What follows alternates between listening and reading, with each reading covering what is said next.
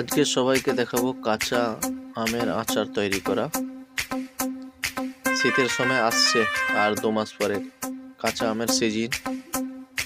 সবাই দেখে রাখো, এইভাবে আমের আচার করে রাখবে সবাই বাড়িতে, যখন প্রয়োজন হবে খাবে হাত দিয়ে।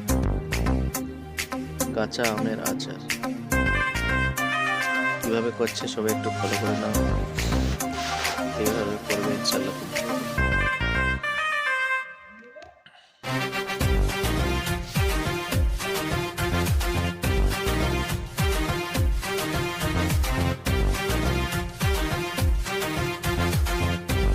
সুন্দর সিস্টেম।